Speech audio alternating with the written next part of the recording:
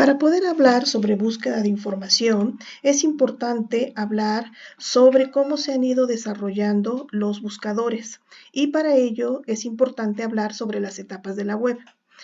Vamos a empezar con la web 1.0, que en ese caso lo único que se podía hacer en esta etapa era poder leer la información. Yo recuerdo que cuando quise hacer mi currículum vitae, tuve que haber aprendido a programar en HTML y solicitar a un webmaster que me permitiera acceder a un servidor para poder cargar mi página. Cuando tenías que actualizarla, tenías otra vez que hacer la programación y volver a subir tu archivo. Entonces, en este caso, bueno, era realmente muy difícil y por lo mismo sola y exclusivamente se podía leer. En esta etapa, lo que teníamos como buscadores eran directorios, que eran, bueno, era el buscador, pero estaba categorizado por temas y esos temas estaban en función a la demanda de la gente y bueno, pues había los temas de televisión, de programas, de deporte, etcétera, ¿sí? Posteriormente llegamos a la web 2.0, que es la web que ustedes han utilizado y en este caso ya hay una mayor interactividad, ya es posible leer y escribir. Cuando uno quería hacer, por ejemplo, un currículum, pues únicamente tenía uno que crear, como ahora lo hacemos, una página web o un blog y ahí uno podía cargar la información, tenía que escribirlo, no tenías que aprender a programar ni nada de ello, ¿ok? Entonces, bueno, había ya una interactividad en esta web. En esta etapa, lo que se crearon principalmente, pues ya fueron los buscadores, que son los que ustedes normalmente conocen. Anteriormente, por ejemplo, en este caso es Google y anteriormente a del mismo nivel estaba, por ejemplo, Altavista, ¿no? Que era también un buscador que tuvo mucho éxito antes de Google. Entonces, estos buscadores, bueno, pues son mucho más versátiles, podía uno hacer búsquedas, ¿no? Por diferentes temas y bueno, lo importante es que existe en este caso un robot o un programa que lo que permite es recuperar la información en función a estos conceptos que nosotros tecleamos. Lo que hacen normalmente es hacer un conteo del número de palabras que van encontrando y los que tengan más veces repetida la palabra son los primeros que se van a desplegar, ¿ok? Entonces estos eran los buscadores que ustedes conocen y bueno, fueron de la web 2.0. Posteriormente empezaron a crecer tanto los buscadores que fue necesario tener los metabuscadores. Los metabuscadores eran buscadores que buscaban a la vez en diferentes buscadores. Por ejemplo, tú podías entrar a un metabuscador y podías buscar en Google, podrías buscar a la vez en Altavista, en Yahoo, etcétera, ¿ok? Entonces, bueno, esos eran los metabuscadores. Después llegó ya la web 3.0, que es la web donde estamos ahora, y también ya estamos en la 4.0, se han juntado estas dos. En la web 3.0 podemos decir que lo que los tecnólogos se quieren o se querían dedicar era principalmente a hacer buscadores mucho más exactos, que pudieran recuperar la información que realmente nosotros necesitamos. Entonces, para ello, empezaron a trabajar mucho en lo que es la web semántica, ¿sí? La idea era que ellos empezaran a identificar cuáles eran nuestros intereses para poder encontrar información mucho más exacta. También la web 3.0 podemos darnos cuenta que se trabajó mucho en lo que es el procesamiento de datos y lo que es la geoinformación, que son los puntos que más podemos ver en esta web 3.0 y que de una manera, como les comento, ya se juntó con la web 4.0, que está caracterizada principalmente, que es una red móvil, o sea que en cualquier lugar podemos acceder a ella, ¿sí? Hay conexión de varios dispositivos en tiempo real, hay conexión de objetos con personas, ¿sí? Como por ejemplo el Internet de las cosas, donde ya están conectados los objetos, los aparatos con nuestras computadoras para que nosotros podemos controlarlas a distancia, ¿ok? Y por supuesto los agentes inteligentes, que es todo lo que es la inteligencia artificial, que permite que en este caso los buscadores sean mucho más exactos y estén en función de nuestras necesidades. A ustedes seguramente les ha pasado que cuando buscan, por ejemplo, rentar la renta de una casa, empiezan a buscar y el mismo sistema empieza a darse cuenta si están ustedes limitando por un área en particular, si están limitando por costo, etcétera. Y posteriormente, si ustedes entran a la siguiente semana o dentro de 2 semanas, ya inmediatamente, ya por default, el sistema les va a estar dando algunas opciones de casas con esas características. Eso ya es parte de la web 4.0, donde la inteligencia artificial y el learning machine juegan un papel muy importante. En este caso, seguimos teniendo también metabuscadores, pero por supuesto metabuscadores mucho más inteligentes que ya empiezan a identificar esas características, como el ejemplo que les acabo de dar, ¿no?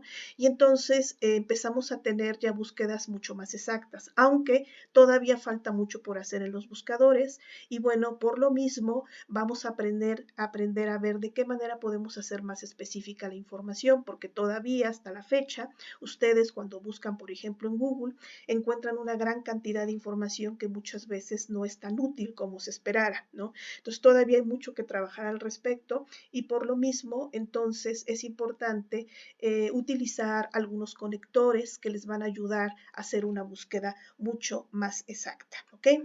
Bueno, todavía ya se empieza a hablar lo que es una web 5.0, todavía no terminamos ni la 4.0 y ya se habla de una 5.0, que de hecho algunos piensan que ya está trabajando en ella, que es una, le llaman o le llamarán una web sensorial emotiva, donde la idea es que por medio de indicadores biométricos van a poder identificar nuestras emociones, ¿no?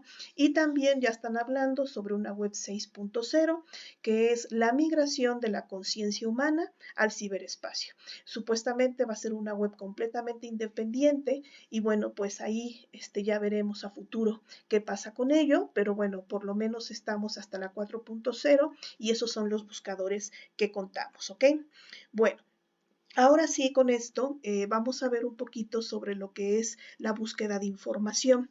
Para ello es importante que todos entiendan que siempre van a encontrar lo que es una búsqueda básica, que es una línea donde van a poner los conceptos, y también hay una búsqueda avanzada, que normalmente ahí se utilizan conectores lógicos como el AND, el OR, el NOT, y que nos permiten hacer búsquedas mucho más específicas. Y en lugar de que ustedes encuentren más de 1000 o 2000 o a veces hasta 20,000 o 30,000 documentos. Aquí van a poder localizar aproximadamente 80 documentos, 60 documentos que van a poder revisar los títulos rápidamente, pero van a tratar muy detallado sobre lo que ustedes requieren, sobre el tiempo que quieren y les puedo asegurar que estarían también recuperando por lo menos un 80-85% de la literatura que está saliendo sobre ese tema en particular. También les estoy dejando un video que es sobre optimización en buscadores, donde les explicarán con mayor detalle cómo ese robot o programa entra a la web y puede recuperar la información, y cuando ustedes hacen la búsqueda, cómo va haciendo rankings o va recuperando información para que ustedes puedan tener lo que requieren. Entonces les agradeceré que revisen también este video, ¿ok? Bueno, vamos entonces. Otro punto para hacer ya la búsqueda es la limitación por campo. Ustedes en cualquier buscador pueden limitar por un campo. ¿A qué me refiero por campo? Ya nosotros ya hablamos en organización de la información de los campos, si ustedes recuerdan, y bueno, en este caso pueden limitar por título, por autor, por fuente, por descriptor, que es exactamente, o por subject, que son exactamente los que vienen en el tesauro, etcétera, ¿sí? Ahora los vamos a ver, pero bueno, acá es importante que quede claro que se puede limitar por campo.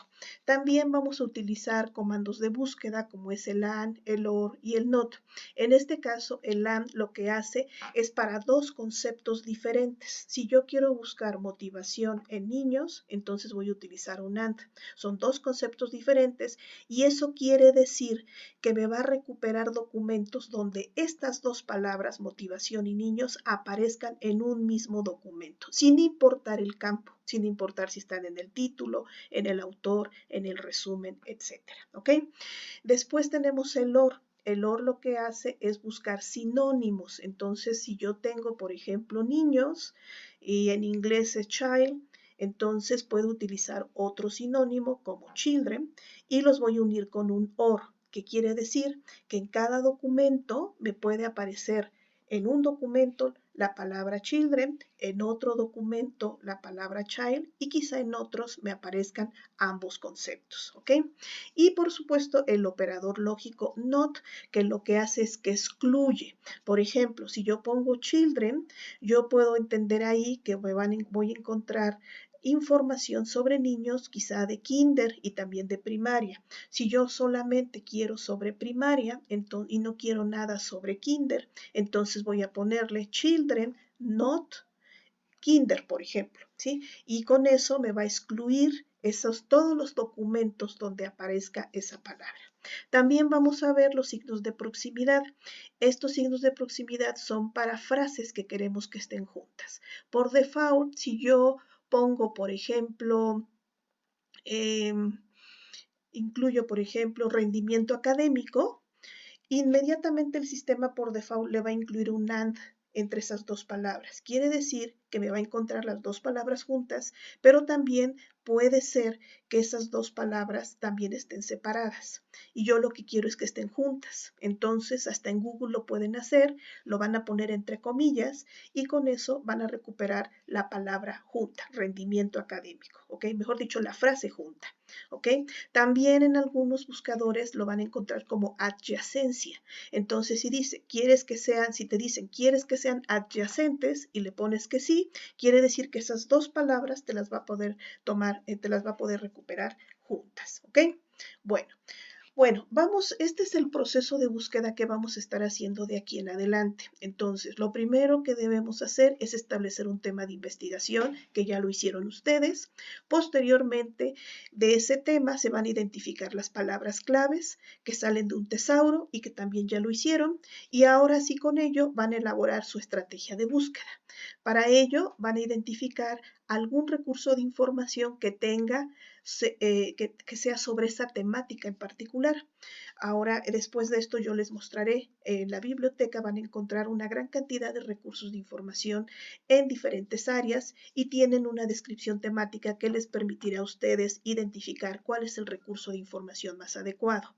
Después de eso, bueno, pues se va a diseñar una estrategia de búsqueda, ¿sí? Y por lo mismo se van a utilizar los comandos de búsqueda AND, OR o NOT, ¿ok?